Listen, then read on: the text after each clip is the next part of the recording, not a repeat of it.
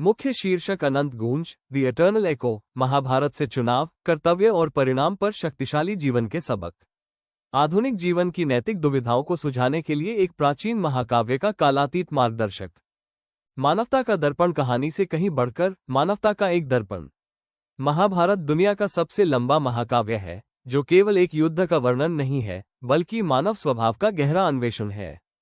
इसके पात्र पूर्ण रूप से देवता या राक्षस नहीं है, बल्कि वे गुण और दोषों से भरे व्यक्ति हैं जिनके निर्णयों के गंभीर परिणाम होते हैं।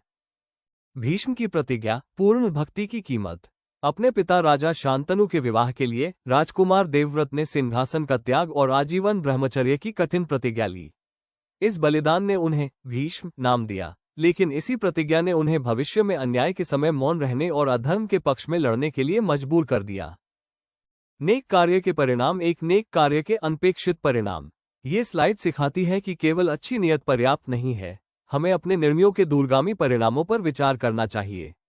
सिद्धांतों में कठोरता खतरनाक हो सकती है और सच्चा ज्ञान परिस्थितियों के अनुसार ढलने में है। द्यूत क्रीड़ा, जुए का खेल, एक दोष के कारण खोया हुआ साम्राज्य। युधिष्ठिर की जुए की लत का शकुनी ने लाभ उठाया।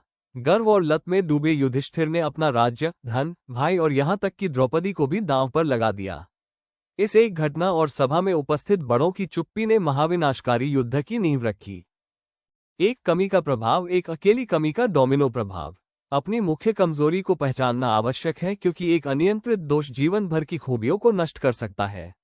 अन्याय के समय मौन रहना अपराधी का साथ देने के समान है, और अहंकार अक्सर हमारे विवेक को अंधा कर देता है। अर्जुन की दुविधा, विश्वास का संकट। युद्ध के मैदान में अपने गुरुओं और परिजनों को सामने देखकर अर्जुन का साहस टूट गया। तब भगवान कृष्ण ने उन्हें भगवद गीता का संदेश दिया और उन्हें व्यक्तिगत मोह के बजाय धर्म और न्याय के लिए लड़ने के लिए प्रेरित किया। मोह बनाम कर्तव्य, मोह से ऊपर कर्तव्य को चुनना। सबसे कठिन चुनाव अक्सर दो सही चीजों के बीच होता है, जैसे परिवार के प्रति वफादारी बनाम न्याय।